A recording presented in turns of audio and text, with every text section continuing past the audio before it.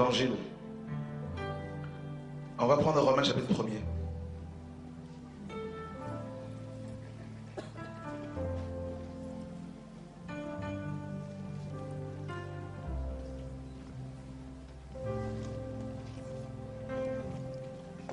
Le verset 18.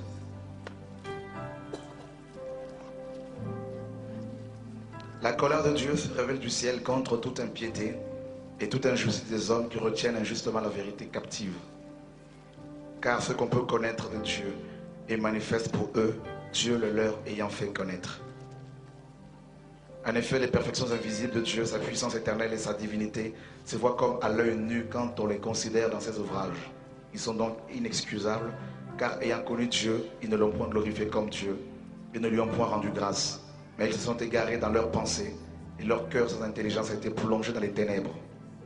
Se vantant d'être sages, ils sont devenus fous, et ils ont changé la gloire du Dieu incorruptible en image représentant l'homme corruptible, des oiseaux, des quadrupèdes et des reptiles. C'est pourquoi Dieu les a livrés à l'impureté selon les convoitises de leur cœur. Ainsi ils déshonorent eux-mêmes leur propre corps. Eux qui ont changé la vérité de Dieu en mensonge et qui ont adoré la créature au lieu du Créateur qui est béni éternellement. Amen. C'est pourquoi Dieu les a livrés à des passions infâmes, car leurs femmes ont changé l'usage naturel en celui qui est contre nature.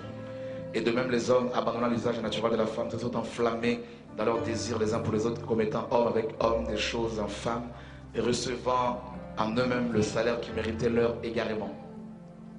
Comme ils ne se sont pas souciés de connaître Dieu, Dieu les a livrés à leur sens réprouvé pour commettre des choses indignes, étant remplis de toute espèce d'injustice, de méchanceté, de cupidité, de malice, d'envie, de meurtre, de querelle, de ruse, de malignité, rapporteurs, médisants, impies, arrogants, hautains, fanfarons, ingénieux au mal, rebelles à leurs parents, dépourvus d'intelligence, de loyauté, d'affection naturelle, de miséricorde. Et bien qu'ils connaissent le jugement de Dieu déclarant digne de mort ceux qui commettent de telles choses, non seulement ils le font, mais encore ils approuvent ceux qui le font. Paul écrit cette lettre aux Romains. Paul écrit cette lettre aux chrétiens d'origine romaine qui avaient reçu la parole de Dieu, certainement lors de la naissance de l'Église. La Bible nous dit qu'il y avait des nations à Jérusalem dans Acte 2. Certainement il y a eu des gens qui étaient rentrés suite à ce puissant réveil de Acte 2. Ils sont repartis à Rome avec le message, avec la parole. Et cette église va naître parce que Paul n'avait jamais été auparavant à Rome. Et puis, bizarrement, Rome va être justement le premier vase qui va enfermer la vérité. Et mes amis, on en a parlé, le pasteur Douglas en a parlé un peu ce matin. Les différents types de vases. J'en parle justement dans le livre qui vient de sortir, La captivité de l'évangile. Et vous pouvez vous en procurer. Ceux qui n'ont vraiment pas les moyens, on peut leur en offrir. Et parce que le Seigneur m'a mis cela à cœur. Un frère qui vient me voir pour me dire il faut le faire également.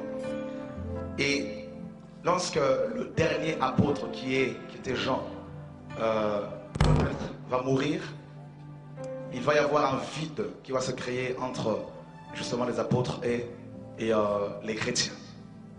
Un vide parce qu'il n'y avait plus de ministère apostolique, des personnes qui étaient là pour pouvoir veiller sur la saine doctrine. Il va y avoir des hommes, effectivement, on en a parlé tout à l'heure, il a parlé de Ignace d'Antioche, des hommes qui étaient des sophistes, des débatteurs experts grecs, qui utilisaient la rhétorique, l'art du discours en 3 points. Ils vont adhérer, pour la plupart, il y en a qui vont se convertir, mais beaucoup vont adhérer au christianisme. Ils vont devenir des théologiens, ils vont utiliser la théologie et également la philosophie grecque pour pouvoir défendre la parole de Dieu. Alors, quand Jean va mourir, il va y avoir vraiment un vide dans les assemblées à cette époque, dans les églises primitives. Et ce vide va également permettre à ce que des hérétiques tels que Arius, qui était un des évêques de l'époque, qui va commencer à enseigner des hérésies. Il va y avoir une grande discussion entre justement Arius et puis un évêque du nom d'Athanase qui lui combattait justement les hérésies d'Arius. Et puis ce conflit entre ces deux hommes va interpeller en fait Constantin, qui va les convoquer en 325, et il va convoquer en même temps une grande réunion écuménique, la toute première réunion écuménique en 325, pour justement taire la discussion qu'il y avait entre Athanase et Arius. Et cette convocation en 325 de tous les évêques de l'époque va permettre à Constantin, qui n'était pas du tout changé par la parole de Dieu, qui n'était pas du tout converti. Et Constantin va, en tant qu'empereur romain, il va s'autoproclamer la tête officielle de l'Église. Et il va commencer à gérer ce conflit entre les évêques. Le problème de l'Église a été déplacé. Ils sont passés du domaine spirituel à un domaine purement matériel, physique, politique. Et ce qu'il faut comprendre, c'est que cette Église est née sous l'Empire romain, l'Église biblique.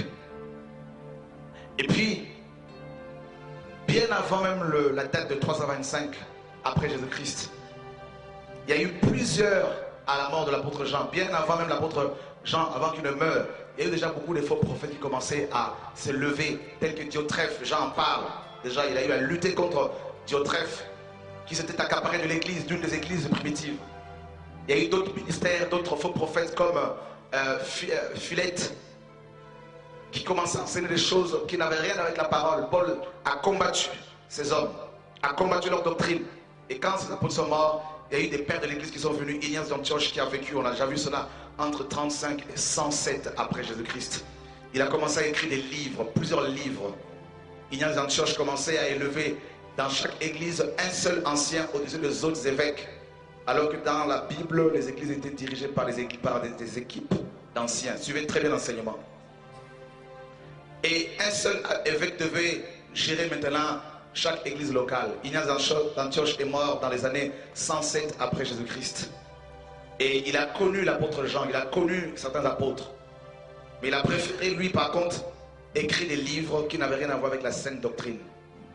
Et Ignace d'Antioche a dit clairement que là où il y a l'évêque, c'est là où il y a l'église. Alors que Jésus-Christ a dit que là où 2 ou 3 sont réunis à mon nom, je suis là. Et puis, après Ignace d'Antioche, il y a eu Clément de Rome qui lui était pour la suprématie de l'évêque de Rome. Il est mort dans les années 100 après Jésus-Christ. Clément de Rome, il a écrit également beaucoup de livres. Et puis par la suite, il y a eu Tertullien qui a vécu entre 150 et 230 après Jésus-Christ. Tertullien qui est le premier auteur chrétien, qui était également un sophiste, à dire dans ses ouvrages, à utiliser le terme Trinité pour définir le Dieu de la Bible, qui reste un mystère même pour les anges. Le Père, le Fils et le Saint-Esprit. Et ils ont établi cette hiérarchie, le Père, le Fils et le Saint-Esprit. Le Père est plus important que le Fils plus important que le Saint-Esprit. Cette hiérarchie qui n'a rien à voir avec la parole de Dieu. On ne peut pas définir, mes amis, un Dieu infini. Ce n'est pas possible. Même l'homme qui paraît petit, mais à l'intérieur, l'homme est infini. Parce qu'en l'homme, il y a plus de 100 milliards de cellules. Donc si déjà on a du mal à définir l'homme, comment peut-on définir maintenant le Créateur? Et alors qu'on a du mal déjà à définir le ciel, l'univers. Alors mes amis, il y a eu Tertullien, qui, comme je le disais, qui a écrit également des livres. Il a mis en place le terme Trinité. Et par la suite, il y a eu Cyprien de Carthage, un autre évêque, avant même le concile de Nicée. Cyprien de Carthage qui lui, quand il s'est tourné vers le christianisme, alors qu'il était un sophiste, quelqu'un qui utilisait la philosophie grecque, la rhétorique, le discours, comment séduire les gens avec le discours. Cyprien dit clairement dans ses écrits que vous pouvez trouver même sur Internet, Cyprien de Carthage, en Tunisie, il dit clairement dans ses écrits que chaque église locale, chaque troupeau du Seigneur doit avoir à sa tête un seul chef. Il a été dans le même sens qu'Ignace d'Antioche. Ils ont fonctionné dans le même esprit. Et Cyprien de Carthage va dire également que celui qui quitte l'église locale perd son salut. Voilà pourquoi beaucoup de pasteurs disent, en utilisant Hébreux 10, 25, n'abandonnons pas nos assemblées comme c'est la coutume de quelques-uns. Alors ils utilisent ce passage-là pour dire que celui qui quitte l'église locale perd son salut. Donc ils ont cet héritage de Cyprien de Carthage. Ça remonte au début du 3e siècle. Parce que Cyprien a vécu entre 200, il est né dans les années 200 et il est mort dans les années 258. Il a vécu plus de 58 ans, moins de 60 ans. Et voilà comment Cyprien de Carthage également, qui va être le premier à utiliser le terme, mes amis, clergé. C'est-à-dire le chef de l'église locale, le clergé. Il est à la base également de la doctrine, ce qu'on appelle le sacerdotalisme, c'est-à-dire la médiation humaine. C'est-à-dire, entre Dieu et les hommes, il doit y avoir un pasteur, pas Jésus-Christ homme, comme 1 Timothée 2,5 le dit, mais un homme, une créature. Voilà comment vos pasteurs vous disent que vous avez besoin de prière, il faut aller les voir, comme ça, eux, ils vont transporter vos prières jusqu'au Seigneur. Et ils ont cet héritage de Cyprien de Carthage. C'est-à-dire que ça remonte, dans les années 200, au début du 3e siècle. Quel héritage que nos pasteurs traînent-ils, que nous avons nous-mêmes également traîné, mes amis. Et vous voyez à quel point ces pères de l'église, ces hommes qui étaient pour la plupart des latins et des grecs, qui utilisaient la rhétorique, la sagesse humaine, qui ont avec leurs livres posé la fondation du christianisme qu'on nous a prêché, le christianisme dans lequel toi et moi sommes nés. Alors, Cyprien de Carthage, toujours lui, il dit également, comme le clergé juif était payé avec la dîme par le peuple, parce qu'il y en avait 4 sous la loi, la dîme de la personne elle-même, la dîme des pauvres, la dîme des lévites et la dîme des sacrificateurs. Alors comme le peuple juif payait le clergé, son clergé avec la dîme, il faut également que le clergé du christianisme que Cyprien et Ignaz d'Antioche, Tertullien ont mis en place, il faut que ce clergé soit payé également avec la dîme. Donc Cyprien va être le premier auteur chrétien à imposer la dîme au christianisme. Donc si dans nos églises, si dans vos églises, on vous demande la dîme, sinon vous serez maudits, ces pasteurs qui l'enseignent ont leur fondement, tirent leur fondement de Cyprien de Carthage. C'est lui le père de la dîme dans l'histoire de l'église, dans l'histoire du christianisme. Alors, vous voyez qu'il y a eu tous ces hommes qui sont venus bien avant, mes amis, le concile de Nicée. Alors à cette époque, il y avait tellement la confusion dans le christianisme. Il y avait tellement la confusion parce qu'il y avait aussi bien des hérétiques qui enseignaient des choses mauvaises. Et les pères de l'église qui ont voulu défendre la parole de Dieu, au lieu d'utiliser seule la parole et les fondements qui ont été posés par les apôtres, ils ont utilisé leurs propres livres, leur philosophie. Et ils ont utilisé la philosophie grecque pour pouvoir défendre Dieu. Alors, il y a eu tellement de confusion que Constantin va utiliser sa position pour pouvoir maintenant taire toutes ces choses. Alors il convoque justement à partir des années 324, il va commencer à lancer la convocation et en 325 officiellement, il va y avoir cette grande réunion. Il y a eu plus de 315 évêques catholiques qui sont venus du monde entier pratiquement avec leur soutane pour défendre la sainte doctrine. Déjà à cette époque, la Sainte Seine, le repas du Seigneur était devenu un rituel sacré, le petit bout de pain, et ils avaient déjà annulé une grande partie de la sainte doctrine. Et puis, quand il y a eu cette réunion, ils vont maintenant voter un certain nombre de choses qui vont être le fondement, ou je dirais les fondements de notre christianisme actuel. Ils vont mettre en place l'ordination, le fait d'ordonner des pasteurs, n'est-ce pas, des hommes qu'on appelle pasteurs, avec toute une cérémonie complètement pompeuse. Et ils ont copié les cérémonies d'ordination dans les temples gréco-romains. Comment les Grecs consacraient leurs prêtres. Parce que les Grecs avaient tout un panthéon, n'est-ce pas, de divinités. Il y en avait tellement. Ils avaient des temples et ils avaient, mes amis, également des prêtres dans ce temple. D'ailleurs, dans Actes 17, Paul dit au verset 24, déjà, Paul a eu des problèmes avec les Grecs, avec les philosophes grecs. Si vous lisez tout le chapitre 17 de Actes des Apôtres, Paul dit en parcourant votre ville, vous les Grecs, à Athènes, il y a beaucoup de temples. Il y a même un temple sur lequel il y avait c'était écrit à un Dieu inconnu. Donc les Grecs avaient plusieurs temples et voilà comment Constantin va imiter l'ordination dans ces temples pour l'imposer dans le christianisme. Et à partir de là, on a commencé à ordonner des prêtres avec toute une cérémonie. Donc si vos pasteurs aujourd'hui sont ordonnés avec soutane, de plus en plus, avec de l'huile d'onction. Ils tirent cet héritage, mes amis, du concile de Nicée. Lisez la Bible, vous verrez que dans le Nouveau Testament, les anciens étaient, mes amis, reconnus par l'Église. Les diacres étaient reconnus par l'Église. Ce n'étaient pas les apôtres qui les imposaient. C'était l'Église qui avait la responsabilité de choisir, parce que ces hommes portaient leurs fruits, de choisir les anciens qui allaient travailler. Ils ont mis en place également l'hostie, le petit bout de pain rond, qui n'est rien d'autre que la représentation du dieu soleil égyptien que Constantin adorait. Il était un fanatique, il était un adorateur du dieu soleil égyptien, le dieu Mitra. Ils ont mis en place, mes amis, tellement de choses le jour du Seigneur, le dimanche, qui est devenu un jour sacré et un jour réservé aux pasteurs.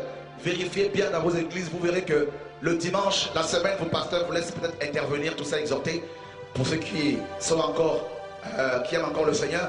Mais pour beaucoup, le dimanche, c'est le jour du pasteur, de l'homme de Dieu. Si ce n'est pas lui qui prêche, c'est un de ses amis qui est invité. Donc, il tire leur héritage également du concile de Nicée en 325. En gros, le concile de Nicée a donné naissance officiellement au premier vase, le vase catholique. Constantin était un Romain. Alors vous comprenez pourquoi Paul parle aux Romains en disant que l'évangile, justement, la vérité est devenue captive. Parce que Paul, selon l'esprit, comprenait que le premier vase naîtrait à Rome. Et comme l'église est née sous Rome, l'église a évolué dans Rome. Elle a commencé à copier l'organisation hiérarchique de Rome. Voilà comment nous avons des chefs d'entreprise maintenant à la tête des églises locales, comme l'empereur romain. À la tête de chaque église locale, vous avez des empereurs, vous avez des chefs qu'on appelle le pasteur.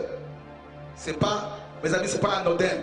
Le christianisme qu'on nous a prêché est un christianisme qui a été conçu dans l'utérus du catholicisme romain, enfanté officiellement, n'est-ce pas, le 25 mars, le 25 mars 325, lors du concile de Nicée.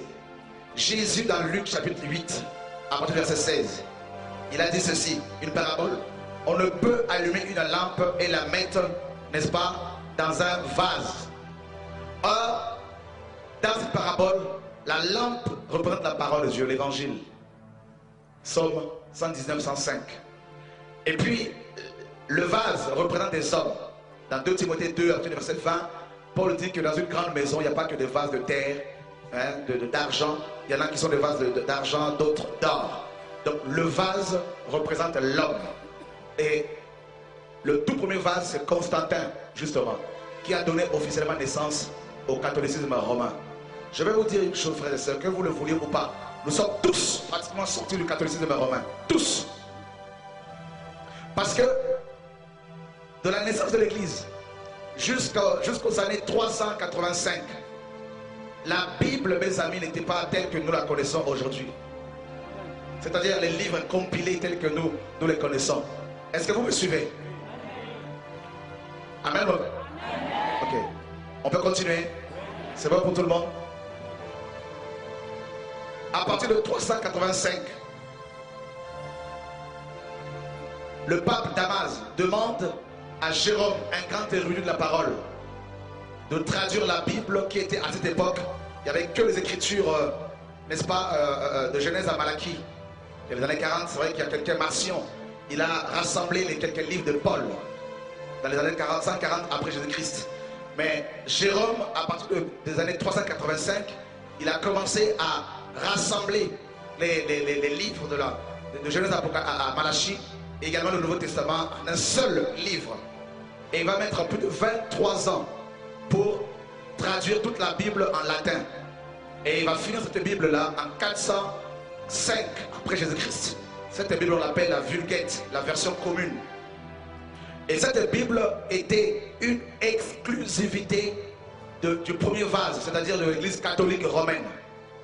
Tous ceux qui avaient des portions des Écritures étaient brûlés vifs, en parlant des chrétiens. Brûlés vifs, complètement.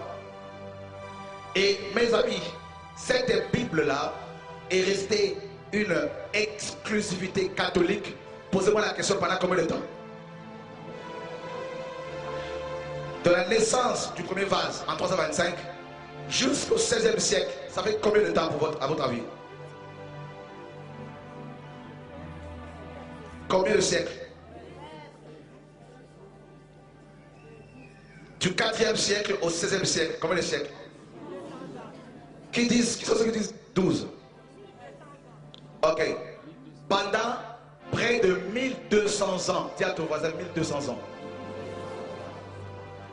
Pendant près de 1200 ans, la vérité était cachée où? Dans le premier vase, qui est le catholicisme romain. Vous comprenez? Tout ce qui avait la Bible avec eux était brûlé vif. On les exécutait, on les lapidait.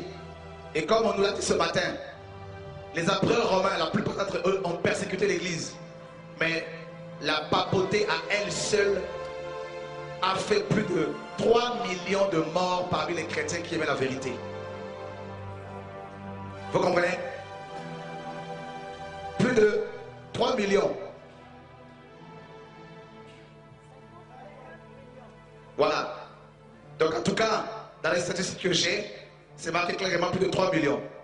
Donc vous vous rendez compte que les véritables enfants de Dieu qui aimaient la vérité comme vous et moi, nos aînés, ont été brûlés vifs, lapidés, sciés, parce qu'ils voulaient, parce qu'ils aimaient cette parole, parce qu'ils aimaient le fondement apostolique, parce qu'ils voulaient vivre l'église primitive.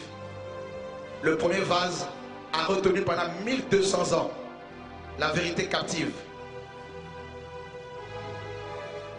Ceux qui voulaient aller vers Dieu, il fallait qu'ils passent par les prêtres, comme nos pasteurs aujourd'hui.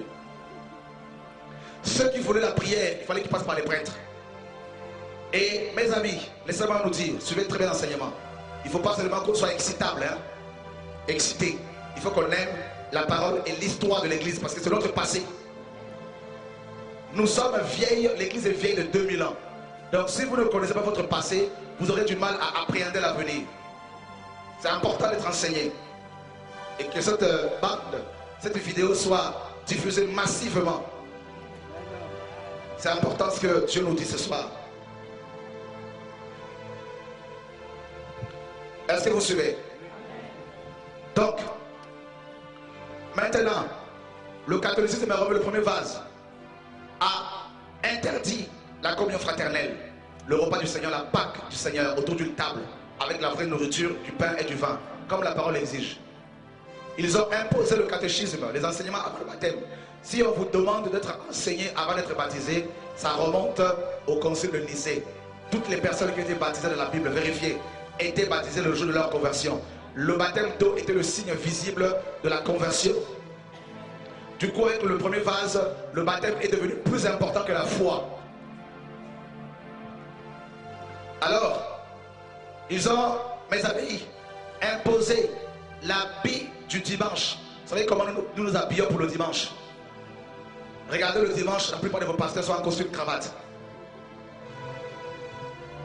C'est ils ont imposé une tenue du clergé. Le clergé doit s'habiller d'une façon différente pour se différencier des autres. Et puis, pendant 1200 ans, l'église romaine a régné. A régné. C'est grave. La vérité était cachée dans ce vase. Mes amis, vous pouvez la cacher pendant 2, 3 ans, 4 ans. Mais 1200 ans. Entre-temps, il y a eu des hommes et des femmes qui étaient utilisés par le Seigneur. Mais ils ont été lapidés, traités d'hérétiques, traités de magiciens, de gourous, de faux prophètes, antéchrist. Le catholicisme, le premier vase, a fait la guerre aux réformateurs, aux défenseurs de la saine doctrine. Pendant des années et des années, la Bible dit, ils n'ont pas aimé leur vie jusqu'à craindre la mort. Et ils ont connu la mort à cause de la vérité qu'ils avaient prêchée. Mais Dieu, dans son amour, va susciter les hommes. Suivez très bien. Calvin en France, Luther en Allemagne, Zwingli en Suisse. Dieu va susciter Jean Hus, n'est-ce pas, en Europe de l'Est. Dieu va commencer à les utiliser pratiquement en même temps. Mais bien avant eux, il y a eu d'autres précurseurs, comme Farel, qui était aussi un catholique, et qui même dans ses écrits dit, moi Farel, j'ai longtemps cru que l'hostie que j'avais entre mes mains, c'était elle, mon seul véritable Dieu. Et mes amis, Farel a commencé à prêcher la vérité. Il était persécuté. Il a préparé la voie à Luther, à Calvin. Dieu a commencé, 1200 ans après, à sortir l'évangile du premier vase. Des hommes et des femmes qui étaient dans le premier vase, qui étaient en prison, dans la dénomination catholique romaine. Le premier vase, il y avait le peuple de Dieu qui était là-dedans, qui cherchait Dieu avec leur cœur, qui désirait la vérité. Le Seigneur, par son esprit, a commencé à mettre l'amour de la vérité dans leur cœur, à ouvrir leurs yeux. Ils ont commencé à se lever. Des voix ont commencé à se lever, à monter, à dénoncer l'apostasie au sein du système catholique du premier vase. Ils ont été persécutés. Il y a eu Calvin, Luther, tout ça qui ont commencé à parler. Luther était dans sa bibliothèque en train de lire la Bible qui était complètement dans la poussière. Il cherchait la vérité, il sentait qu'il était condamné, qu'il n'avait pas l'assurance du salut. Et à cette époque, pour être sauvé, il fallait payer, mes amis, les indulgences. D'ailleurs, pour votre information, la dîme dans vos églises a remplacé les indulgences. Il y a même des gens qui ont des visions, qui écrivent des livres, qui vous disent qu'ils ont été au ciel et qu'ils ont vu des gens construire des maisons parce qu'ils payent, ils donnent l'argent. Personne ne peut construire sa maison en donnant l'argent au ciel. C'est Jésus qui a dit, je m'en vais vous préparer une place.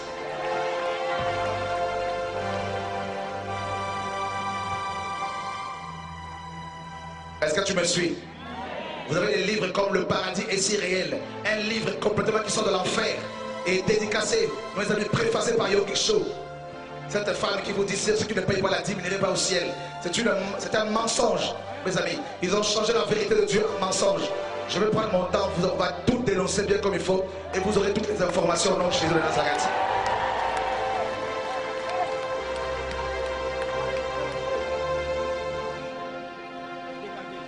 Alléluia.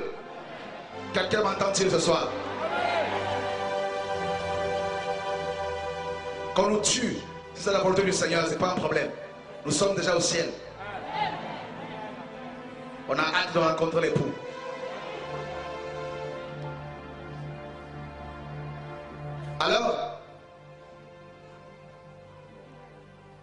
Alors, Luther qui n'avait pratiquement jamais lu la Bible, qui sentait au fond de son cœur cette angoisse que s'il mourait, malgré sa tunique, malgré sa robe, malgré, mes amis, sa toge, il irait au ciel, non, en enfer plutôt. Et Luther a commencé, l'esprit a commencé à travailler son cœur. Un jour, il rentre dans sa bibliothèque, il tombe sur une Bible complètement poussiéreuse. Il va l'ouvrir comme ça, tout à fait par inadvertance, d'après lui, mais c'était conduit par l'esprit. Il tombe sur Romains 1,17. Le juste vivra par la foi. Et ce n'est pas par les œuvres. Parce qu'il se flagellait pour pouvoir obtenir le pardon de ses péchés. Et là, il a eu une illumination. Un éclairage, photis en grec. Rendre évident la révélation. La parole était devenue une évidence évidente pour lui. Alléluia. Il a été éclairé et il a commencé, mes amis, à proclamer le salut par la foi. Pendant 5 ans, Luther a essayé de convaincre ses amis catholiques. Il a rencontré d'autres prêtres que lui pour leur dire, écoutez, nous sommes dans le faux, nous sommes sur une fausse route, revenons à Dieu. Voilà ce que Dieu m'a révélé. On ne peut pas imposer les indulgences au peuple. Le pape n'est pas le représentant officiel du Seigneur sur la terre. C'est une hérésie. Il a commencé à dénoncer ouvertement le système, à dénoncer tel Élie, Jean-Baptiste, tel Jérémie, tel Ésaïe. Il a commencé à dénoncer tel Paul, frère. Il a été persécuté pendant 5 ans. Alors, mes amis, il va afficher sur la chapelle du château de Gutenberg 95 thèses, c'est-à-dire des vérités qu'il avait découvertes dans la Bible, pour asseoir, n'est-ce pas, sa doctrine, pour asseoir son message. Et il va y avoir au moins 5 principes sur la scripture, l'écriture seule et non les traditions humaines. sur lesquels le premier vase est basé, les traditions des pères, comme les pharisiens le firent, mes amis, avant, à l'époque de Christ. Et il dit également, l'église est réformée, deuxième principe, est toujours à réformer. Il a commencé à dénoncer, à proclamer la parole, un seul Dieu, une seule foi. Il a commencé à proclamer 5 ans, persécuté pendant 5 ans, il a tenu ferme. Et puis 5 ans après qu'il ait eu affiché ses 95 thèses, le peuple qui passait devant ce château lisait ces 95 thèses et les yeux du peuple commençaient à s'illuminer. Il y a eu une révolution qui a commencé à prendre place dans le cœur des enfants de Dieu, de ceux qui sont destinés au salut, à recevoir la lumière de Dieu. Ils ont commencé à s'illuminer, à s'illuminer. Il y a eu une révolution, frère. Alors, 5 ans après, il va être excommunié, littéralement arraché du corps de Christ. D'après le premier vase. Si tu sors de l'église universelle, l'église catholique, catholique veut dire universelle, alors vous n'êtes pas sauvé. Alors là, Luther s'en va, il va être soutenu par des princes allemands qui étaient acquis pour la cause, n'est-ce pas, du message de Luther, qui sont opposés, n'est-ce pas, au catholicisme romain. Il va y avoir une scission, mes amis, et puis le protestantisme va naître, va prendre l'ampleur d'abord en Allemagne. Et Luther va être utilisé par Dieu pour sortir la vérité du premier vase, du catholicisme romain. Et mes amis, il va commencer à prêcher le message du temps partout. Et l'Europe a commencé à être embrasée par son message. Et il y a eu d'autres messagers, Calvin, qui étaient touchés par la suite, et d'autres qui ont commencé à prêcher le même message que Luther partout. Et ce n'était pas évident, mais ils ont proclamé la vérité, la justification par la foi. Et ils ont défendu le sacerdoce universel, que tous les chrétiens ont accès à Dieu, pas seulement les prêtres, pas seulement le pape, tous sans exception sont tous prêtres et rois. C'était la base de leur message. Ils ont prêché pendant longtemps, frère. Ils ont tenu bon. Alléluia. Et Luther, mes amis, c'était un guerrier. Il a poussé le catholicisme romain à organiser une réunion, une confrontation. Et le catholicisme romain a réagi en 1551.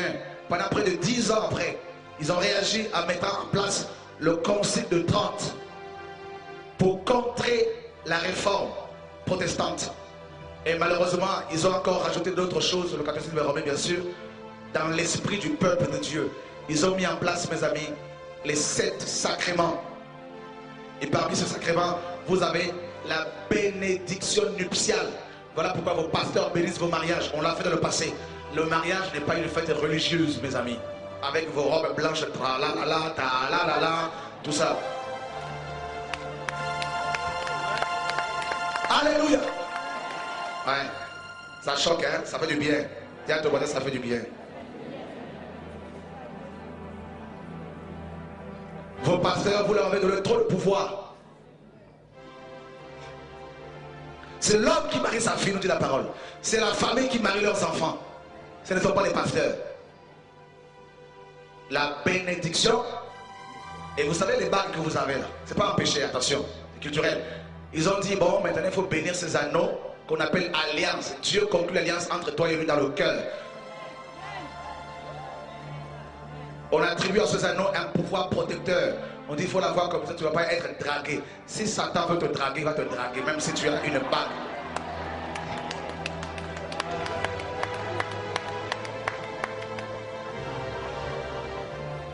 Où sont les religieux ici? Il n'y en a pas. Alléluia. Le paroxysme du mariage religieux, c'est lorsque le pasteur prend les anneaux et il va les enfiler dans les doigts des 2 futurs conjoints. Et il va demander à ce que ces anneaux soient remplis d'onction pour pouvoir leur procurer une protection contre le sexe. question à ton voisin. D'où vient-il? D'où ça vient? Ça vient des Grecs. Les Grecs bénissaient leurs anneaux. Et je dirais maintenant, ça vient encore, mes amis, de Exode 32, le veau d'or.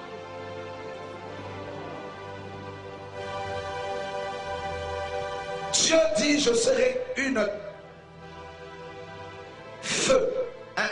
flamme de feu autour de ma maison pour pouvoir la protéger contre les allants et les venants.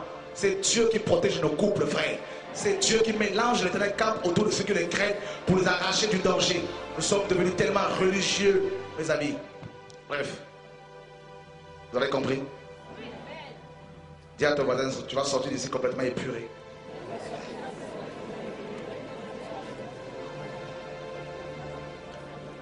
Tu ne pourras plus t'asseoir dans ton assemblée comme si rien n'était. Sinon tu seras hypocrite à vie. Alléluia.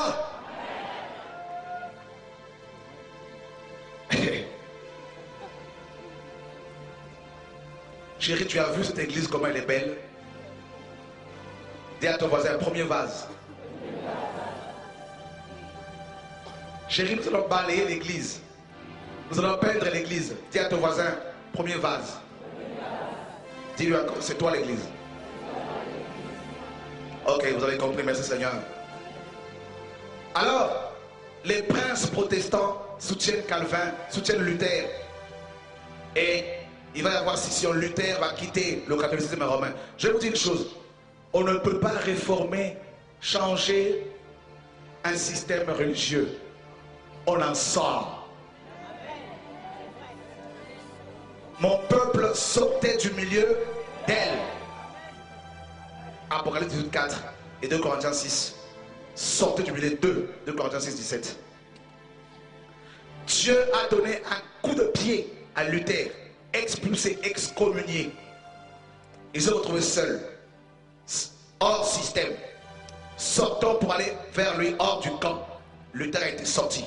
Vous comprenez pourquoi vous aussi, là, Dieu vous sort. Oh, j'aime trop mon pasteur. Bam! Je sors.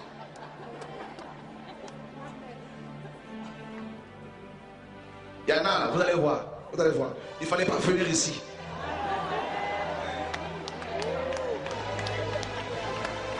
Aujourd'hui, on a du temps. Tiens, ton voisin, nous avons du temps. Voilà. Les 2 premiers jours, c'était du chauffement. On s'est réchauffé un peu là. Ok. Dieu donne un coup de pied à Luther, il sort, excommunié. On l'a sorti du corps de Christ. Entre guillemets. Alors, Luther a continué. Vous savez, quand vous avez reçu la vérité, vous ne pouvez plus la cacher. Il a continué à répandre la parole partout. Et le protestantisme naquit. Mais vous savez, je vais vous dire une chose. Vous ne pouvez pas sortir d'un système qui existe à cette époque déjà depuis 1200 ans, depuis plus de 800 ans, sans être, mes amis, pollué. Donc Luther, bien qu'il prêchait la vérité, mais il était quand même contaminé par le catholicisme romain, Luther, Calvin, tout ça.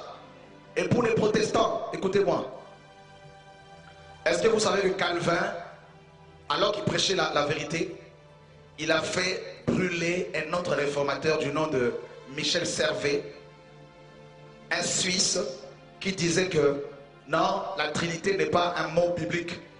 Et Calvin a été jusqu'à Genève pratiquement, il a accusé cet homme et Michel Servet a été brûlé sur un bûcher. Il était au bûcher, brûlé vif. Et Calvin a acclamé. Voilà votre héritage protestant. Vous continuerez toujours à protester? Alors, un petit coucou à la Fédération protestante de France.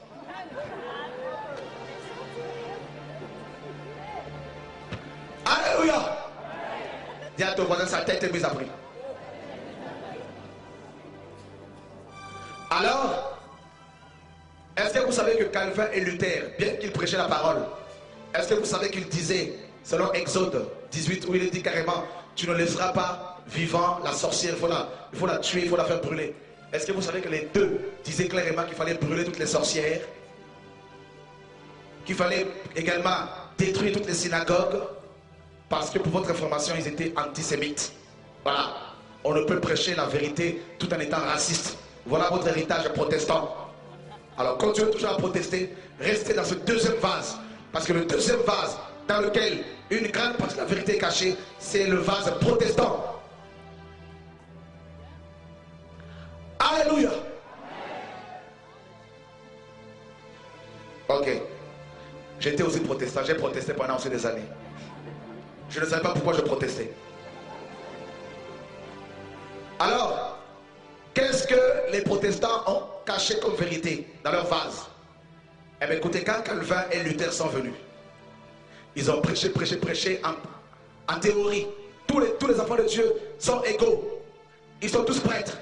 Mais en pratique, ils n'ont pas exécuté leurs paroles. Parce que Calvin et Luther ont dit quoi? Ils ont dit que le culte protestant ne doit pas se faire sans la prédication du pasteur. D'abord, comme ils n'aimaient pas le terme pasteur, ils l'ont changé en prêtre. Non, prêtre, ils l'ont changé en pasteur. Donc, le pasteur protestant n'est rien d'autre qu'un prêtre catholique un tout petit peu rafistolé. Vous rigolez, non? Même le pasteur évangélique, même le pasteur des églises de réveil ou indépendantes, on va le voir. Dis à ton voisin, on arrive. Et je crois que beaucoup de pasteurs, en sortant d'ici, ils vont laisser leur ministère.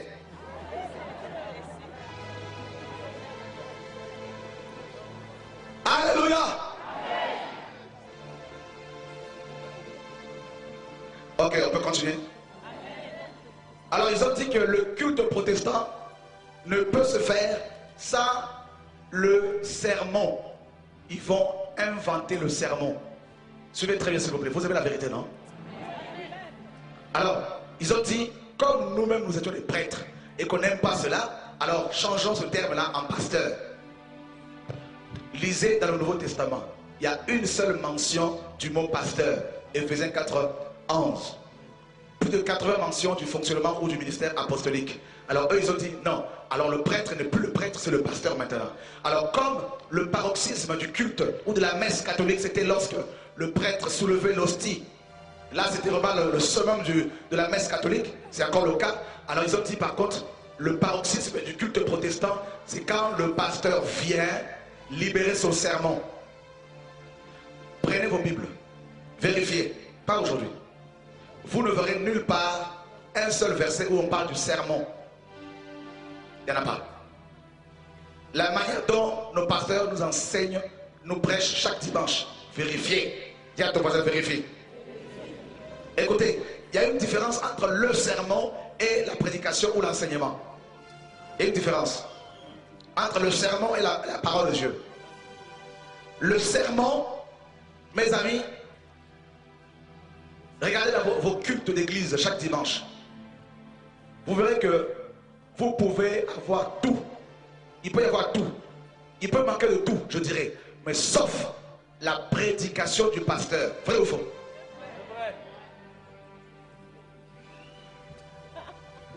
Vous avez vu, hein? Ok. Tiens, ton voisin, c'est un héritage protestant. Alors, regardez, écoutez bien.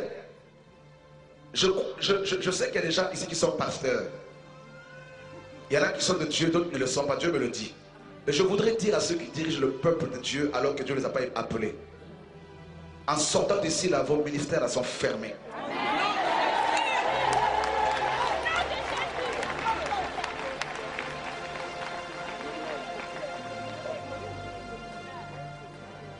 Vous allez dire quelle prétention? C'est pas votre problème.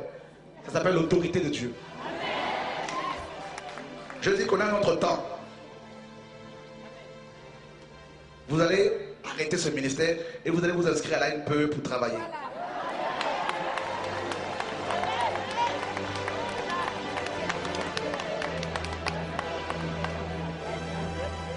Ok. Le sermon.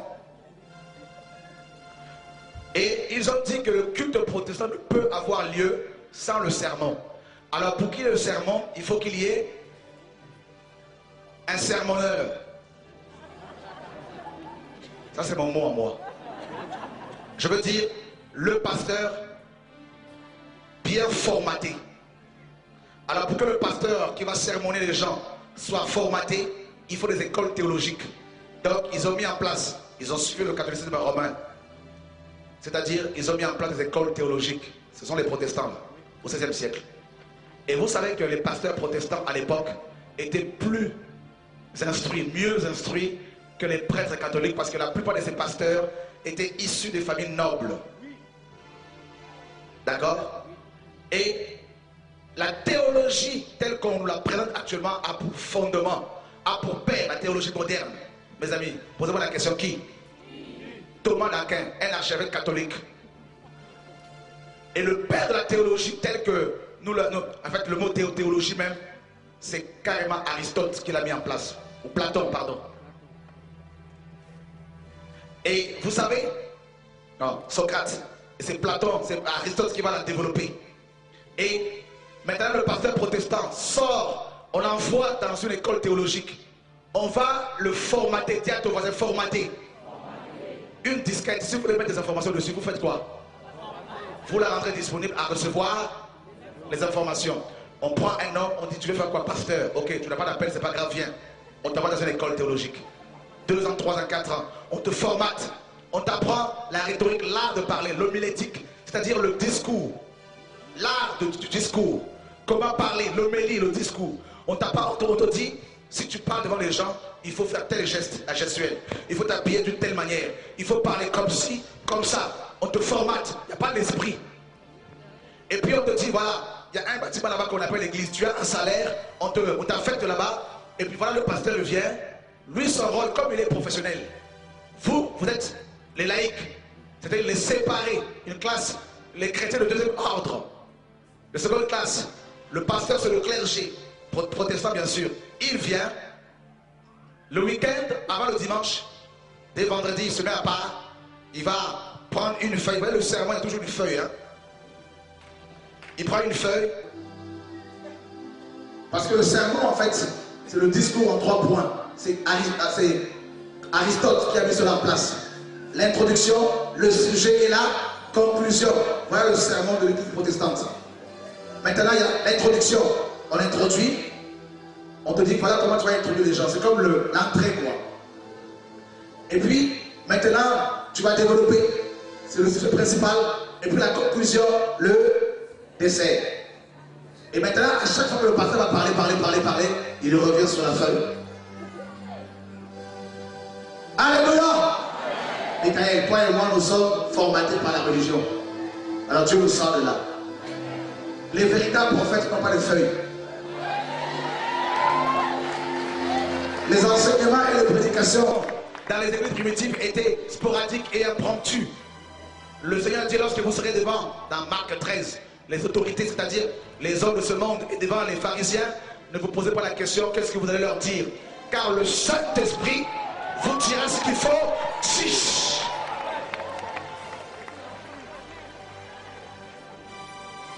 S'il y a du vent, la feuille s'envole, le message s'en va. Quand ça ne vient pas du cœur, ça vient de là-haut. Voilà pourquoi les véritables prophètes qui ont été sermonnés, formatés, Dieu demande à ce qu'ils soient déformatés, qu'ils soient, mes amis, formés selon la parole et qu'ils soient connectés à l'esprit pour recevoir des messages prophétiques devant. Alléluia. Des messages qui libèrent le peuple. Maintenant, on continue. Le sermon, vous me direz, mais oui mes frères, le sermon de mon pasteur, en quoi cela me nuit-il? Mes amis, écoutez bien. Ça fait 10 ans que tu fréquentes une église locale. 10 ans où tu as été sermonné. Dis-moi, ça a produit quoi en toi? Écoutez.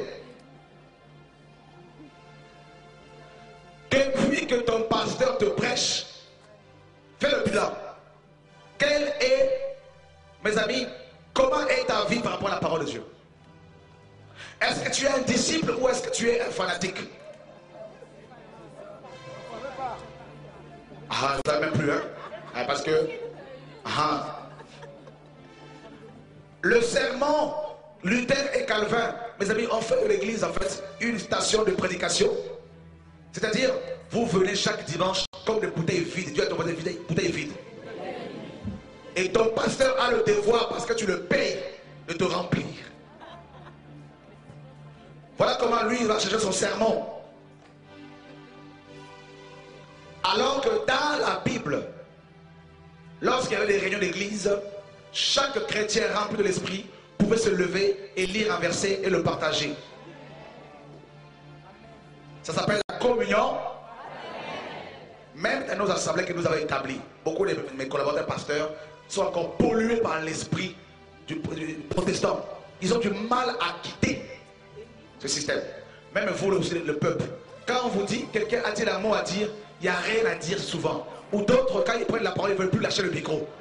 Il faut les comprendre parce qu'ils ont déjà été, tellement étouffés.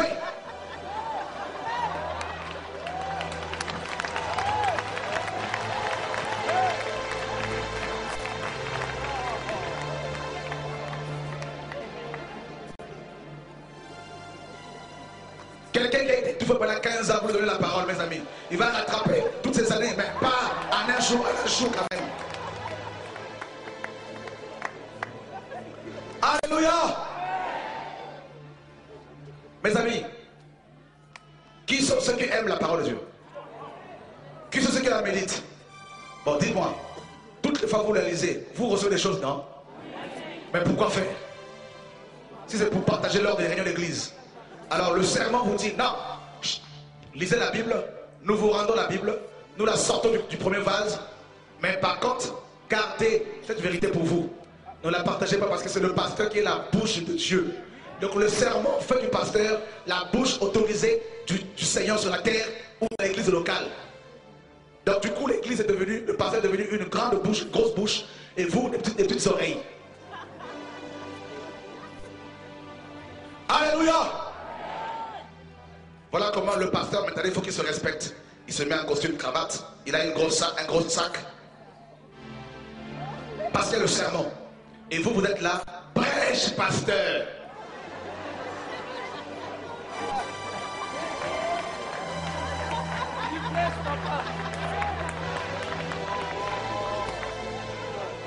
Alléluia! Bon, si le pasteur n'est pas là, il va prendre son téléphone, il invite un de ses copains qui sont dans la même clique, qui lui aussi a le sermon dans son cœur. Il vient aussi, il vous sermonne. Levez la main, dites, pasteur, j'ai une question. Chut. Mais par contre, ils vous ont muselé, le protestantisme, avec le sermon, et ils vous ont délié au niveau des mains pour pouvoir les rentrer dans vos poches et amener l'argent. C'est la seule liberté qu'ils vous ont laissée. Ça va chauffer, hein?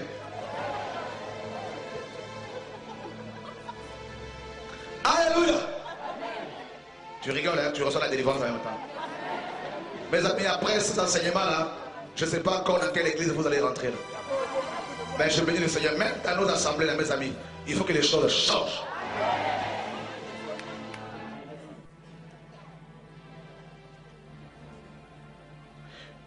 Donc, le protestantisme vous a enlevé la liberté à la parole.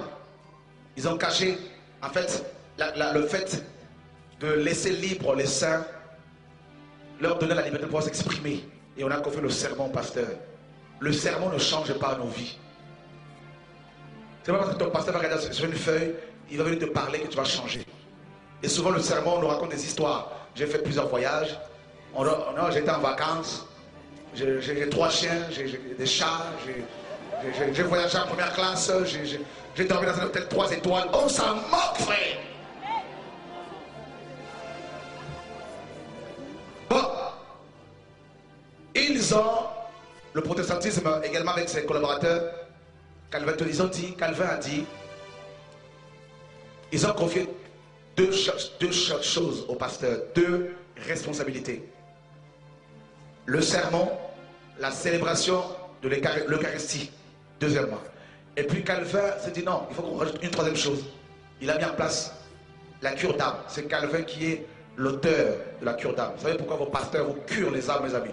Toutes ces années, ton âme est curée, tu as toujours des démons en toi, toujours des problèmes, cure d'âme, cure d'âme. Tu remplis une fiche comme si tu es dans un hôpital, mes amis, comme pas possible.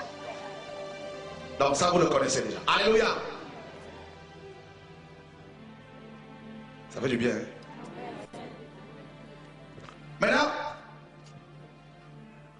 le rôle du pasteur, c'est de curer ton âme. Voilà pourquoi, si ton pasteur ne vient pas chez toi, tu pleures. Et il ne visite jamais les gens. Mais ma Bible me dit, aimez-vous les uns. Le protestantisme a dit que le pasteur t'aime seulement. Il va te rendre visite. Si tu es malade, il va à l'hôpital, tout ça. Mais Jésus demande à tous ses disciples de se visiter mutuellement, de s'encourager mutuellement, de s'aider, de s'exhorter. Regardez bien la plupart des verbes dans le Nouveau Testament, ce sont des verbes pronominaux. Exhortez-vous les uns les autres. Encouragez-vous, enseignez-vous, prêchez. Il y a une communion bilatérale. Alors, par la suite, Calvin dit que les prophètes, les apôtres n'existent plus. Les dons de l'esprit n'existent plus. C'est parti avec les apôtres, avec le dernier apôtre Jean. Voilà comment les protestants. Chez les protestants, il n'y a pas de prophètes, il n'y a pas d'apôtres. Alors que ces deux ministères, nous dit Ephésiens 2:20, sont des ministères de fondement. L'Église est édifiée sur le fondement des apôtres et des prophètes. Jésus-Christ étant la pierre angulaire. Ça veut dire que ce ne sont pas les apôtres et les prophètes qui sont des fondements. C'est leurs enseignements qu'ils ont donnés, qui sont dans la parole, dans la Bible, qui constituent le fondement de l'Église. Et les apôtres modernes, les prophètes modernes, ramènent le peuple sur ce fondement-là. Vous enlevez ces deux onctions principales, mes amis, l'Église s'écroule. Et le protestantisme a enlevé ces deux ministères. Par la suite, mes amis, pendant quelques années, Calvin va mourir, Luther va mourir, leurs collaborateurs qui n'avaient pas également une bonne vision ont continué le mouvement tant bien que mal. Mais malheureusement, le deuxième vase va naître. Et par la suite, le troisième vase, le puritanisme. C'est-à-dire qu'il y a eu des hommes qui commençaient à en avoir assez du fonctionnement protestant, qui, en lisant la Bible, se rendaient compte que, mais non, même si Calvin, Luther étaient sortis du catholicisme romain, mais il y a quand même beaucoup d'éclairages qu'ils n'avaient pas reçus. Qu'ils ont enseigné aussi des choses qui n'avaient rien avec la parole. Alors il fallait commencer à examiner les Écritures, à revenir à la parole. Et ces hommes et ces femmes ont été combattus. Les puritains, mes amis, c'était les calvinistes anglais. C'est en Angleterre que ces hommes ont commencé à être éclairés. Ils ont commencé à prêcher maintenant la sanctification. La sanctification, que quand on est chrétien, on doit craindre Dieu. On doit marcher à la vérité de la sanctification. Ils ont été combattus. Combattus comme pas possible. Et ces hommes ont été puissamment utilisés par le Seigneur. Et ce mouvement va donner naissance, mes amis, au mouvement des églises évangéliques. Au XVIIIe siècle, il y a eu des hommes comme John Wesley qui commençaient à prêcher la sanctification dehors. Ils sont sortis dans les rues. Ils ont commencé à prêcher le retour à la parole, la vérité véritable. Ils ont commencé à dénoncer le protestantisme, le catholicisme. Ils ont commencé à dénoncer les deux premiers vases, comme pas possible. Mes amis, ils ont été combattus. Et parmi ces hommes, beaucoup sont allés aux États-Unis. Et ils ont donné naissance aux États-Unis d'Amérique. Ils ont été persécutés comme pas possible. Mais quand même, beaucoup de protestants étaient éclairés. Et, mes amis, quand ces hommes sont morts, leurs disciples, malheureusement, ont créé le méthodisme. Déjà, quand John Wesley était en vie, les gens l'appelaient, ils disaient non, mais il a beaucoup de méthodes, donc c'est un méthodiste. Et le méthodisme naquit les églises évangéliques.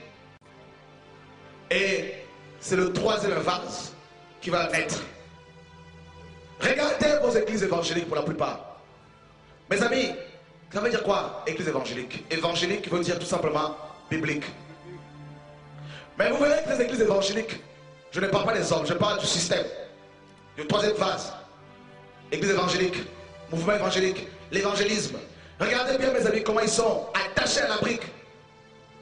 Est-ce qu'on le voit dehors en train d'évangéliser? Dans les rues, frères et sœurs, ils sont attachés aux briques, attachés, mes amis, au système, attachés au dimanche comme dans le jour du Seigneur. C'est faux.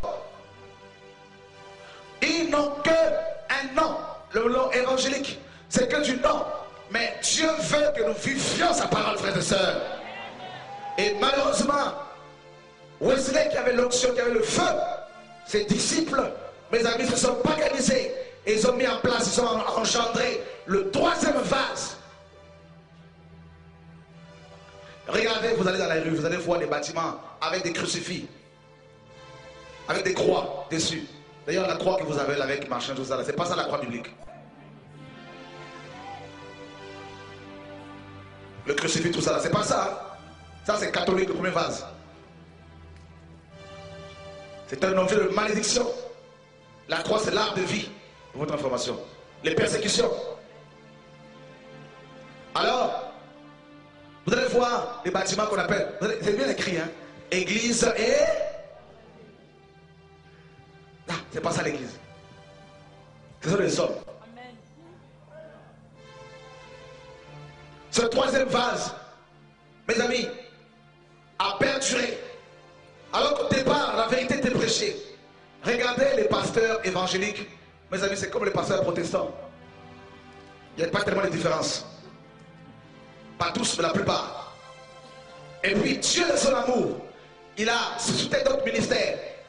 Des hommes comme Param qui commençaient à prêcher la vérité. Des hommes qui allaient à contre-vent, à prêcher, à dénoncer le premier vase, le deuxième vase et le troisième vase, à prêcher la vérité. Revenez à Dieu, revenez à la parole, à l'église biblique. Ils ont été baptisés dans le feu, ces hommes. Et puis, il va y avoir un noir américain que très peu de gens connaissent. Par la suite, après Param, un noir américain du nom de William Seymour, à Los Angeles, en 1906, à Azusa Street. Il avait une église paganisée, bien sûr. Et il priait avec beaucoup de noirs. Et il y a eu l'onction qui est venue, le réveil. Ils ont reçu le parler en langue. Et des hommes quittaient l'Europe, l'Australie, quittaient, mes amis, la Suède, tout ça, pour aller à Los Angeles et voir le réveil qui avait sonné. Et quand ils arrivaient là-bas, des blancs, des noirs, ils étaient baptisés dans le Saint-Esprit, alors qu'il y avait beaucoup le racisme à l'époque. Mais mes amis, on ne voyait plus la couleur, parce que les gens avaient soif, les gens étaient fatigués des systèmes. Et ils repartaient avec le feu du réveil, ils repartaient avec l'onction divine, avec les dons de l'esprit. Dieu, avec le protestantisme, Dieu a restauré, mes amis, le sacerdoce universel. Avec le mouvement évangélique, Dieu a restauré le message sur la sanctification. Avec, mes amis, le mouvement pentecôtiste, le quatrième vase, Dieu a restauré la manifestation des dons de l'esprit. Et mes amis, le monde avait connu un puissant réveil. Il y a eu des hommes comme, mes amis, Robert, Edouard, que Dieu a utilisé, un jeune de 25 ans, le réveil du pays légal. Il y a eu le feu, mes amis. Il y a eu deux femmes que Dieu a utilisées, deux femmes de deux sœurs de plus de 80 ans. Il y en a une qui était aveugle pour amener un puissant réveil dans les îles hybrides.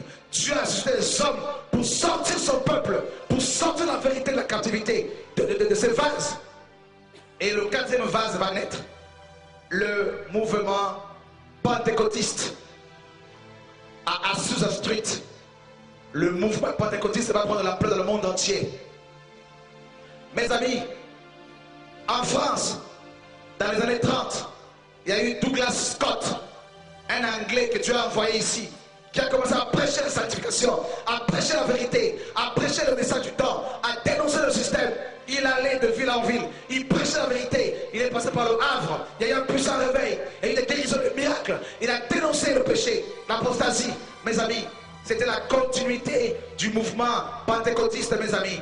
Et puis, Douglas Scott a été utilisé par le Seigneur pour donner naissance au mouvement des assemblées de Dieu dans toute la France. Il y a eu un puissant réveil. Dieu a visité cette nation, frère.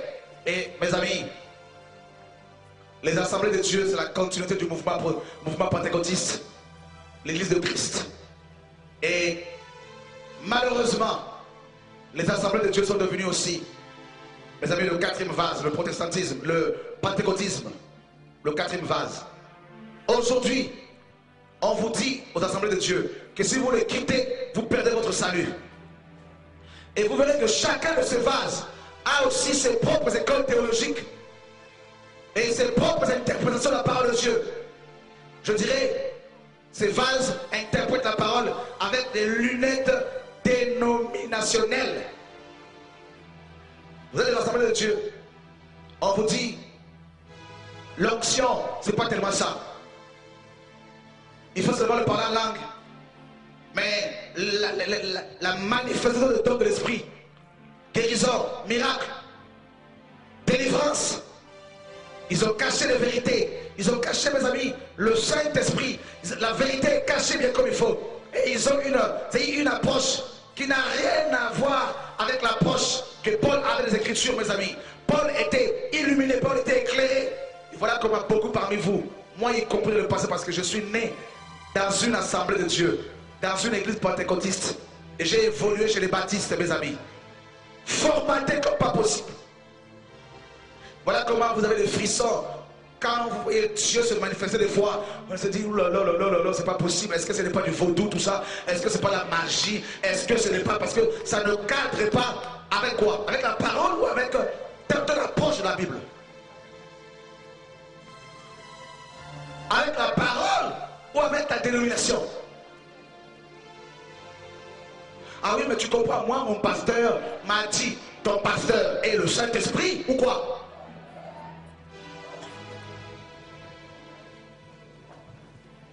Quelqu'un m'entend-il ce soir? Où sont les protestants qui s'y levaient les mains un peu? Ok, merci Seigneur. C'est pas pour vous condamner, attention. Les évangéliques? Merci. Les pentecôtistes? Assemblée de Dieu? Ok.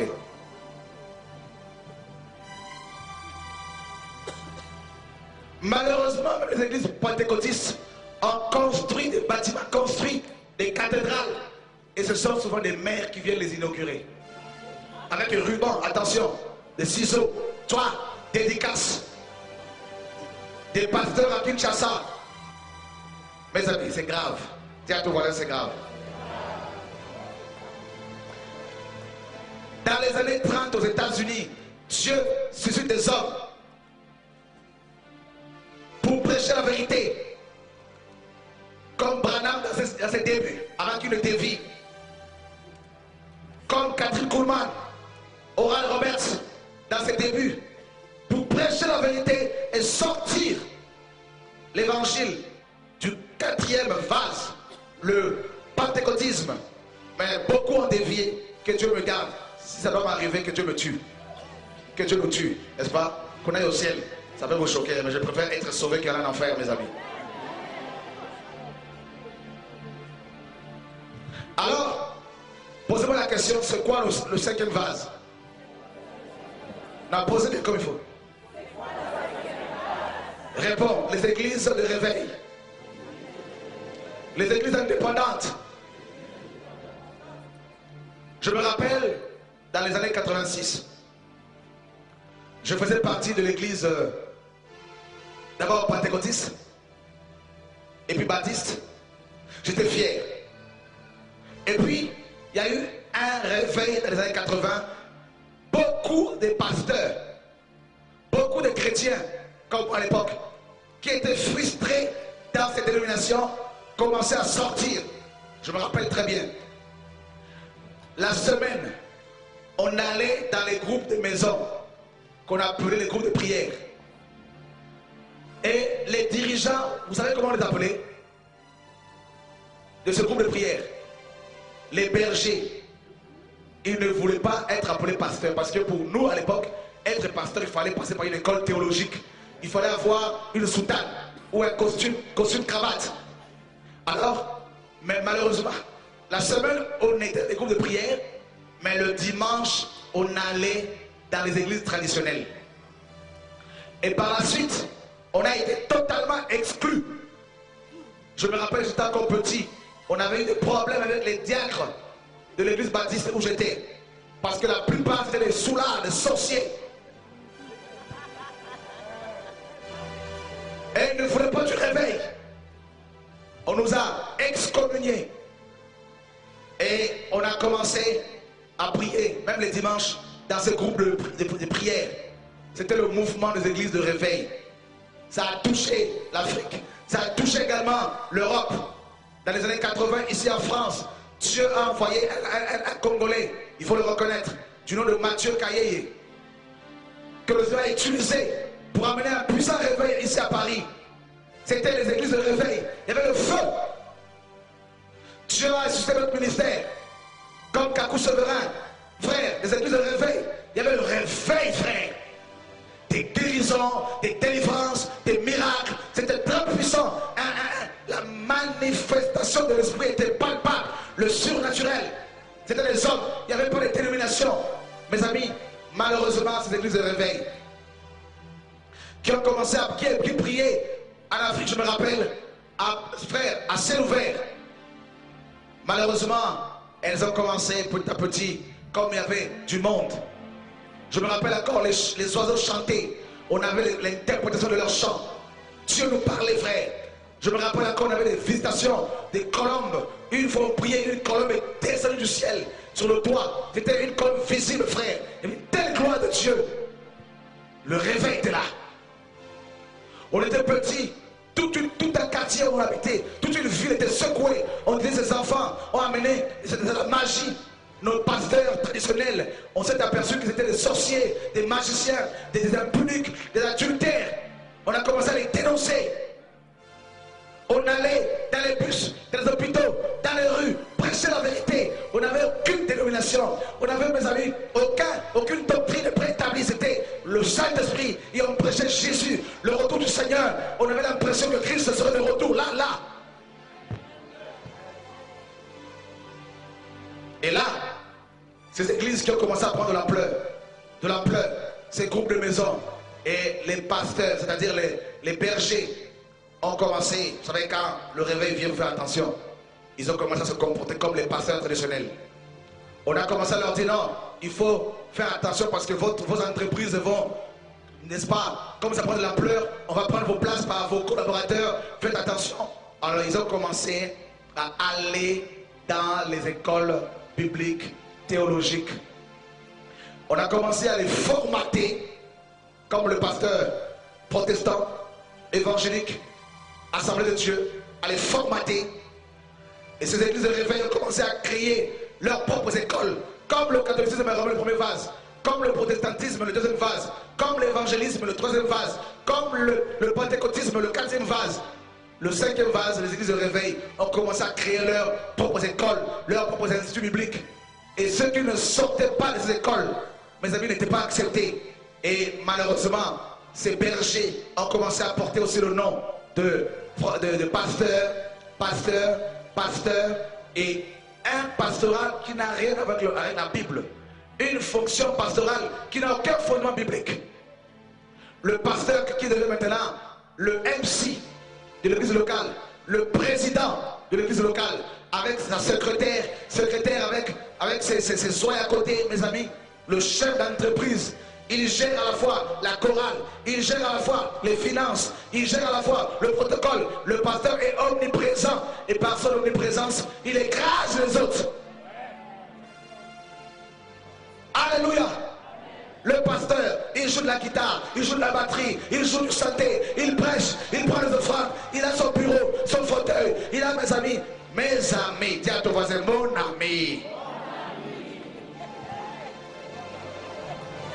Ça passe ou ça casse? Dis à ton voisin, on va tout démonter. Dis-lui, on va enlever tous les boulons. Voilà. Vous inquiétez pas, je dis toujours tout. Nous disons tout haut ce que beaucoup de gens disent tout bas. Alors, les pasteurs des églises de réveil ont commencé aussi à créer leur propre pastoral. Le corps pastoral. Dis à ton voisin, il y a un seul corps. C'est ce que ma Bible me dit. Éphésiens 4 nous dit qu'il y a un seul. 1 Corinthiens 12, il y a un seul. Ok. Alors, le corps pastoral. Vous allez voir le corps pastoral des églises de réveil. Mes amis, ils ont des collègues cléricales. Le corbeau. Église de réveil, où es-tu? Ils ont le costume cravate, l'habit de l'homme de Dieu. Ils appellent ça l'excellence. Vous ne le verrez jamais en jean basket. Alors, comme la pastorale de Mulhouse, des réunions qui sont interdites au peuple, Jésus nous a introduits dans le lieu très saint. Eux, ils nous ont sortis du lieu très saint pour nous mettre dans le parvis. Alors, ils ont créé leur pastoral.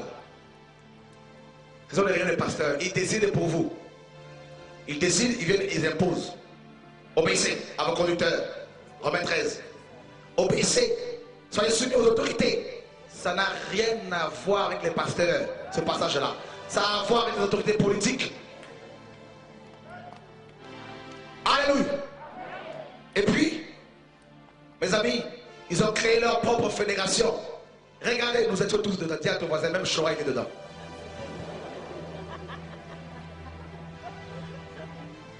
Regardez toutes les dénominations qu'ils ont mis en place. Alors eux, ils n'ont pas créé une seule dénomination comme le protestantisme, le catholicisme. Ils ont créé plusieurs choses. Les églises de réveil, ça c'est plus grave encore. Alors qu'ils avaient la vérité, ces pasteurs, ces hommes. Vous allez voir, église Rehoboth, église de réveil. Au coin de 200 mètres après, l'église de Rehoboth, vous allez voir l'église sang précieux. 400 mètres après, vous allez voir église de manne cachée. 600 mètres après, vous allez voir la manne révélée. 1000 mètres après, 1 kilomètre. Vous allez voir, mes amis, église Bethel. 50 mètres après, vous avez l'église Elim. Elim, pour nous les Français, Elim. Alléluia. Et voilà comment les églises de réveil ont essaimé toutes ces dénominations. En fait, quand un homme reçoit l'appel, même si ce n'est pas le cas, il doit aussi chercher un nom.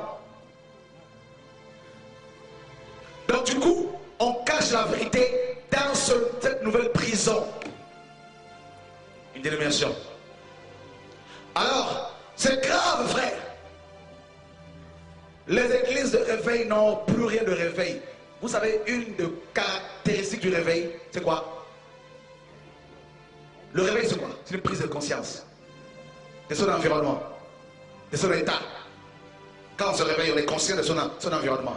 Alors, dès qu'on pense à l'église de réveil, elles ont quoi, mes amis, de réveil? Il n'y a pas la sanctification. On ne vit pas la sanctification. On est dans la cigarette, on est dans la drogue, on est dans l'impudicité, la masturbation, on est dans la cupidité, mes amis. Le message qui prime, c'est l'argent, l'argent, l'argent, l'argent, l'argent. Si ce n'est pas l'argent, mes amis, c'est la mort spirituelle. On rentre le pasteur avec sa guitare, il vient, il joue, il joue, il joue. Si une sœur, comme à Lille, veut chanter, on dit tais-toi. Où est la liberté? Huguette, tu te rappelles? C'est la mort. Je vous ai dit que cette église est morte, Huguette. Dites-moi, où est le réveil? La mort. Dieu avait suscité ces hommes et ces femmes pour prêcher la vérité. Et regardez le nom de ces pasteurs qui avaient reçu le message. Comment ils sont devenus, mes amis? Des dieux. On les adore. On chante en leur honneur. Il y en a un à Kinshasa qui vient de dédicacer son bâtiment, sa cathédrale en marbre. Attention, la toiture à elle seule a coûté 200 000 $. Commandé en Afrique du Sud et payé par, mes amis, les esclaves que vous êtes. Comme les Hébreux sous Pharaon construisaient des magasins pour lui, et bien vous construisez des tombeaux pour lesquels on va vous enfermer.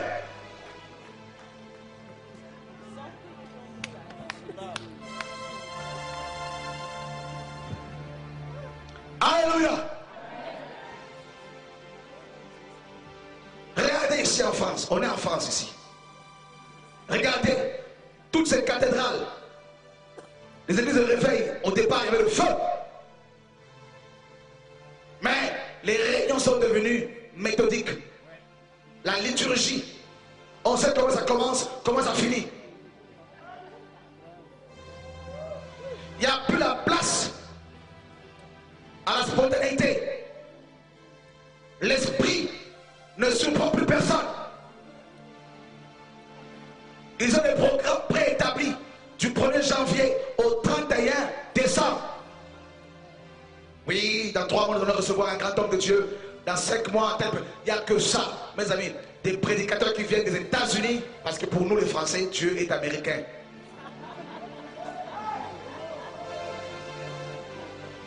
Pas tous, heureusement. Alors, les Africains n'en parlent même pas. Quand ça parle anglais, là, c'est la tremblote. God bless you. Oh là là là là là.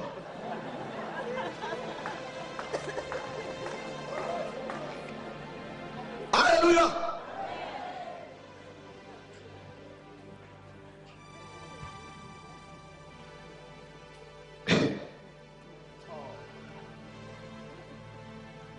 C'est bon, hein? C'est bon? On dit, tu pries où? Ah, moi, je prie dans une église de réveil. Tu es réveillé? Mensonge, c'est toi. Tu es réveillé? Faux papier, c'est toi. Tu es réveillé? Tu prends ton passeport, tu envoies au pays pour que les gens viennent avec. Tu es réveillé?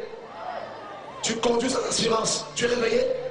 Tu ne respectes pas la loi française. Tu es réveillé? Dis à ton voisin, voleur!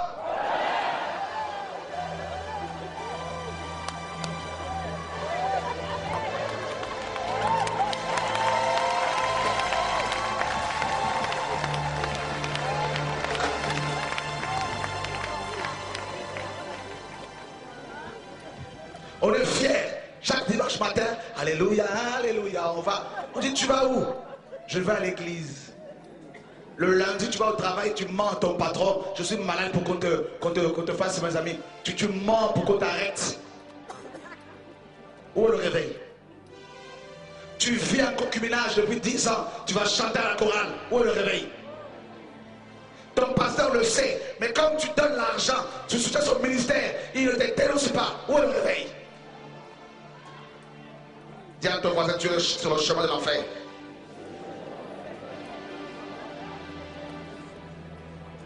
Le tout premier réveil dont parle la Bible, c'est dans Genèse 35. C'est avec Jacob. Dieu dit à Jacob, ôtez les dieux étrangers qui sont dans ta maison. Ôte ça. Est-ce que dans ces églises de réveil, est-ce qu'on a ôté les dieux étrangers? Le tout premier Dieu que vous devez ôter, c'est maman, c'est l'argent.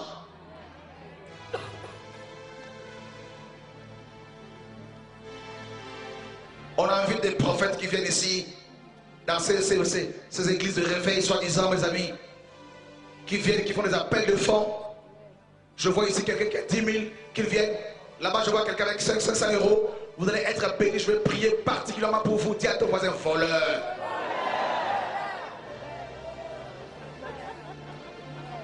Oh, le réveil. Ces églises sont devenues des monarchies. L'homme, sa femme, les enfants, les cousins, les tantes, les nièces. Si le pasteur meurt, c'est le fils qui va hériter. Toi, tu n'as même pas. Tu peux avoir toutes sortes de prétentions, toutes sortes de visions, de projets, mais jamais tu vas accéder au trône. Parce que c'est le père en fils.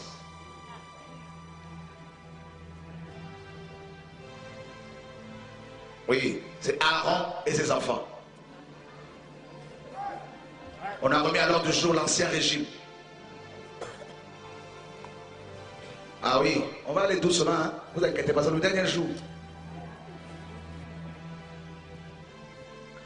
Alléluia! On est là, on chante, on dit église de réveil. On a des drapeaux partout. On vous fait comprendre que le monde est déjà dedans. Drapeau la Chine, drapeau de ceci, drapeau de cela.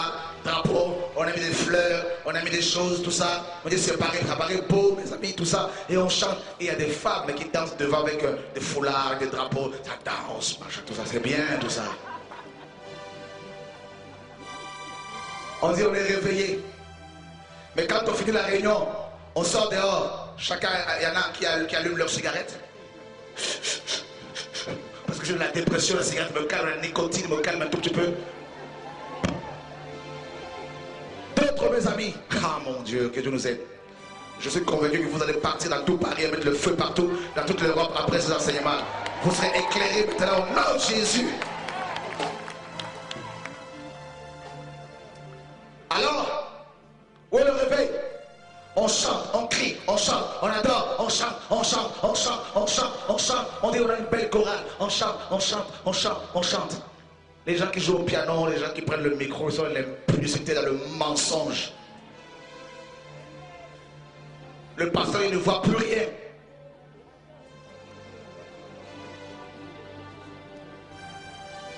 Il n'y a plus rien.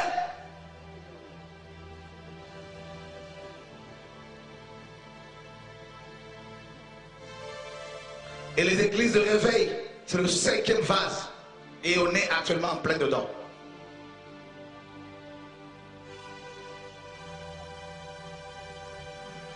Regardez comment on vous presse comme du citron. Vous rentrez dans ces bâtiments riches, vous en sortez appauvris.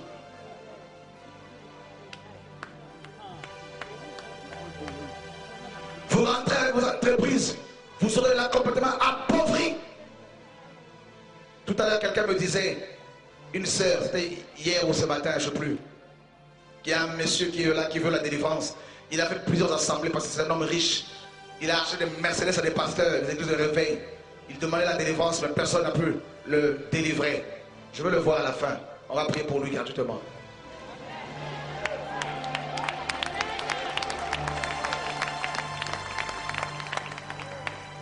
Il prêche un message qui ne profite qu'à eux. La prospérité. Regardez. Mais vous ne comprenez pas qu'ils vous disent les choses indirectement. Qu'il faut être prospère. Il faut être, je suis champion. Il faut être ceci. Il faut être influent. Il faut être... Ils vous excitent. Comme ça, vous allez amener l'argent. Et c'est eux qui prennent cet argent-là. Ils achètent des villas. Et ils disent dans Frère Chorin est dans un appartement, dans une cité, il y a l'onction de la pauvreté qui vous appauvrit. Regardez-moi, c'est ces voleurs. C'est Pierre du temple. C'est vendeur de pigeons. Et pour les Africains, écoutez-moi les Africains, vous qui vous dites réveillés, dans ces tombeaux où vous allez vendre de la chicoine, du manioc, vous les femmes, du parfum que vous achetez en Tunisie, tout ça pour revendre ici, de la contrefaçon. Dans l'assemblée, j'étais à Allen, dans une église allemande, depuis de 300 Allemands, lors d'un séminaire, il y a quelques mois, peut-être 2 ou 3 mois. Dieu me pousse pour aller voir un groupe africain, quelque part, dans un coin. C'était vraiment le Saint-Esprit. Je les ai vus, ces femmes, en train de vendre de la chicoine.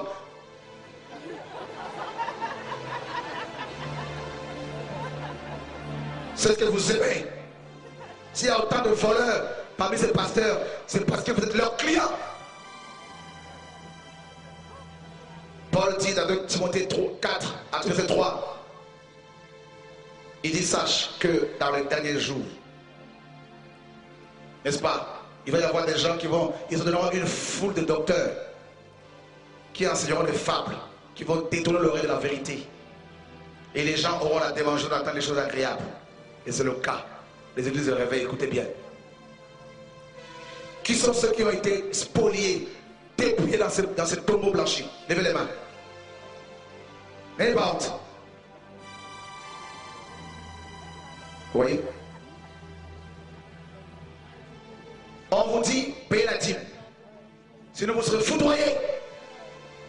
Dites-moi, parmi les chrétiens là, est-ce qu'il y a vraiment des riches? Honnêtement. Est-ce qu'il y a vraiment des riches? Les plus riches, c'est qui? Les païens. Est-ce qu'ils payent leur dîme? Est-ce qu'ils craignent Dieu? Mais ils sont plus riches que vous. Vous ne comprenez pas. Ce n'est pas la dîme qui va t'enrichir. Parce que tu as Jésus, tu es déjà riche.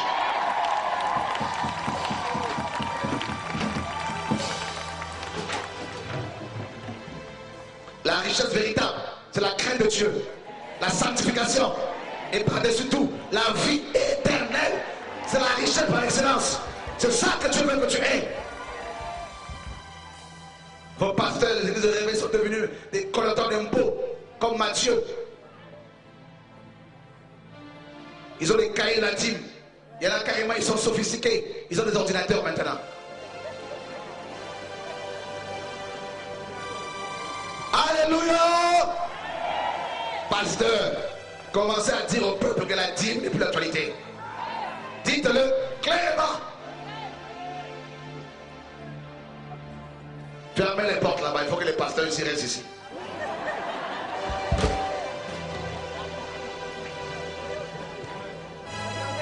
Alléluia!